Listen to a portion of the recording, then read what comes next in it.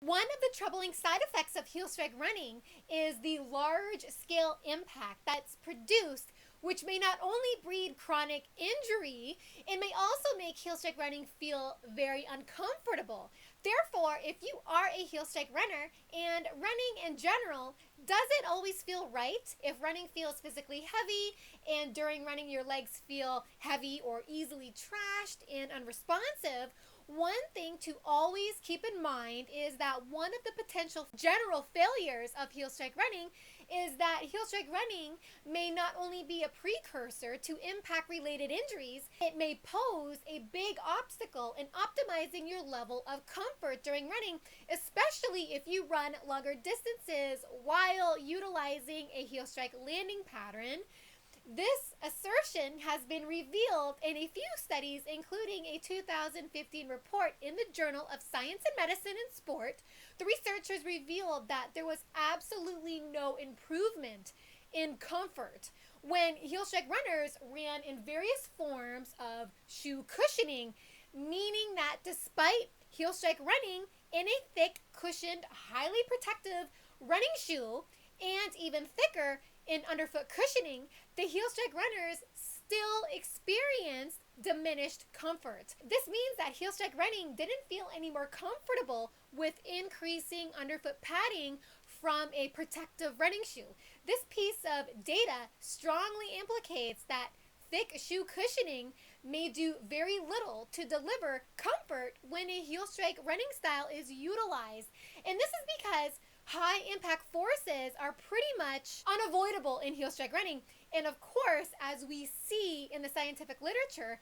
the cost of heel strike related impact is discomfort, leg cramps, radiating knee pain on the front and outer side of the knee, or sharp shooting knee pain, to which the high impact nature of heel striking during running may seem too physically demanding from a mechanical standpoint. And from this, it's kind of unfitting for heel strike running to be really embraced as the most beneficial, the most economical, and the most safest way to run, when really the usual flood of accumulated high impact forces during heel strike running could really be a mobilizing factor for muscular fatigue, and it could really merit a negative change in running economy. So how come heel strike running wasn't perceived as more comfortable with increasing underfoot cushioning from a running shoe? This is because the thicker the underheel padding of a running shoe, the greater the impact produced, the greater the spread of transmission of the shock wave that becomes intensively propagated up the leg shortly after heel strike during running, is what makes heel strike running feel potentially energetically taxing. Therefore, heel strike running may become a very, very difficult situation to deal with for the betterment of not only performing well, but for avoiding injuries when a thickly cushion heeled running shoe is worn during heel strike running, thereby making the challenge of avoiding impact related running injuries even more difficult. Many commonly held ideas about how to maintain low impact during running is that the most effective strategy to diminish as well as help block harmful impacts during running is with wearing a running shoe, more specifically, wearing a running shoe with very thick underheel padding, because we are quickly finding out that this is a very massive misconception, a very common misconception, when really thick underheel cushioning is probably one of the most least effective approaches for a runner to improve their chances of avoiding an impact related injury, and that thick underheel cushioned running shoes may be actually part of the process that keeps getting runners injured and injured and injured. Scientific validity came from this from a 1997 study published in the Journal of Clinical Biomechanics, whereby the researchers found that with greater underheel cushioning during heel strike running, the greater the loading rate that pierced through the heel, up the leg, through the hips, and up the back, whereby other experts have floated around the idea that one of the reasons for the spike in loading production at heel strike with increasing underheel padding thickness is that running shoes with a considerable amount of underheel padding may actually amplify and magnify impact production at heel strike because underheel padding may deter, hinder, or interfere with the body's natural capacity to find and fulfill a stable interaction with the ground during running when a heeled running shoe is worn. What may compound this problem is that the body may actually need to put in a lot of extra effort to try and stabilize each footstep during running, which may be a real deteriorating situation from a running economy standpoint. Ultimately, there may be many competing forces that may be acting on the body when a runner runs in thick cushion-heeled running shoes and heel strikes very heavily, and these forces may certainly chip away at good running performance sustainability. So instead of being sent into harm's way via heel striking while running in very thickly cushion-heeled running shoes, barefoot running and minimalist running may help you avoid high impacts from propagating in the first place.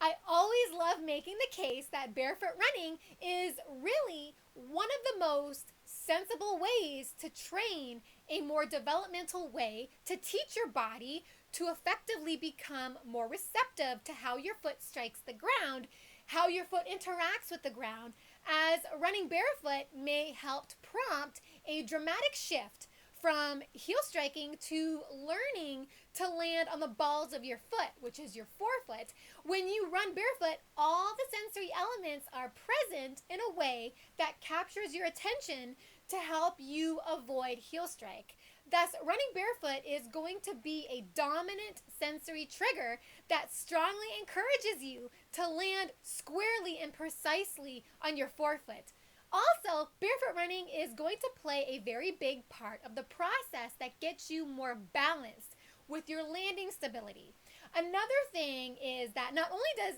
barefoot running automatically recruit and activate the cooperation of key withdrawal reflexes in the leg that naturally helps you shorten your stride, which is very ideal, especially for road running, because a shorter stride is obviously going to give you a much better shot at helping you avoid the incident of overstriding. Running barefoot also naturally helps you pick up your feet more rapidly off the ground, which is going to help fuel sustained forward momentum with much greater ease because you are more inclined to pull your foot up, not plop your foot down on the ground. But it's the forefoot strike landing pattern you learn to implement during barefoot running. That's what you need across the board to effectively help you minimize very harmful impact forces. And this has been verified in the scientific research, especially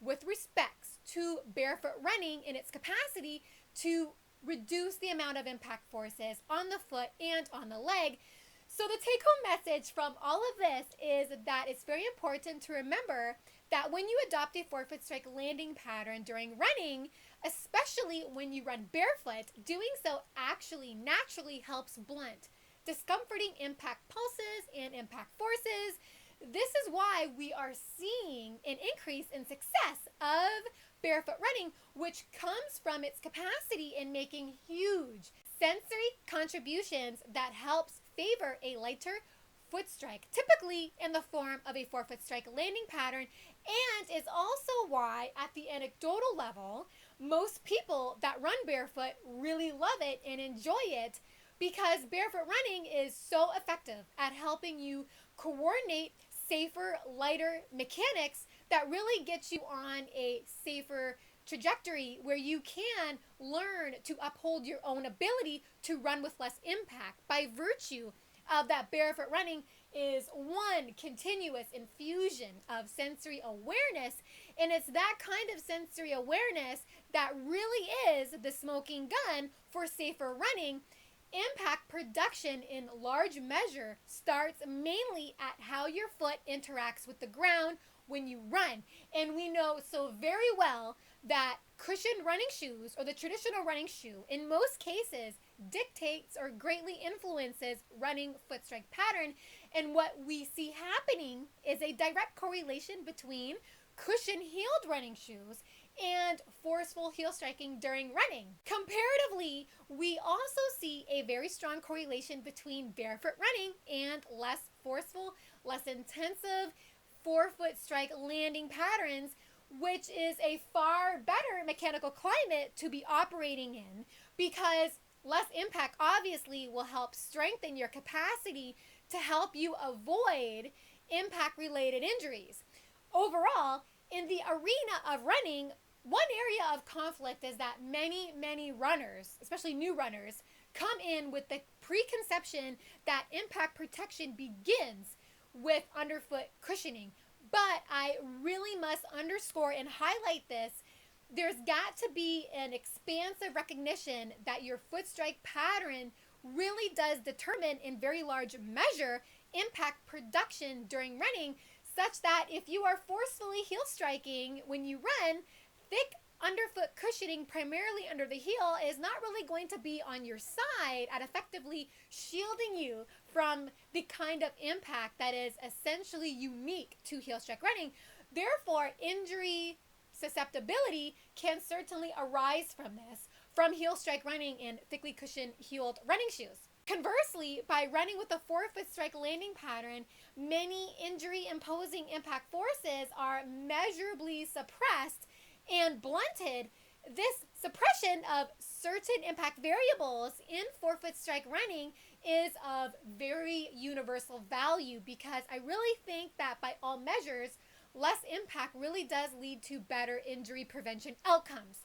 This is why forefoot running is of paramount importance and of paramount interest, because if you land with a forefoot strike landing pattern during running, you really don't need much underfoot protection and cushioning, because again, forefoot striking during running casts off certain forms of impact forces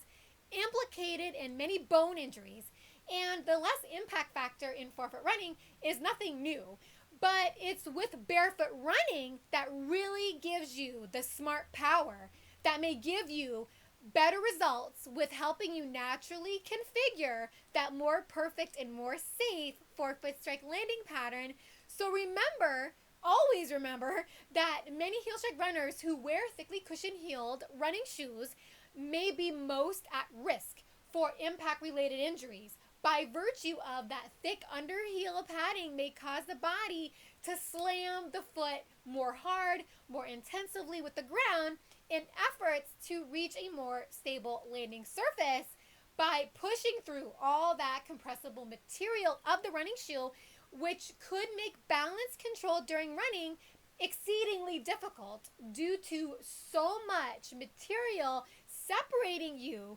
from the ground. If you follow the data trail and if you look at the trend lines, which show, unfortunately, a lot of injuries runners get really does seem to point back to running shoe induced forceful heel striking, and this is one of the inherent shortcomings that can really leave your performance progress stagnated or declined. Now, I say this because barefoot running really does have an important developmental role that drives natural movement behaviors, primarily motivated by accumulated sensory input and sensory feedback, that really does merit a helpful clearinghouse for risky and reckless heavy-hitting foot strike mechanics during running. I hope you've enjoyed this video. I posted the links to the research papers that I just outlined in this video.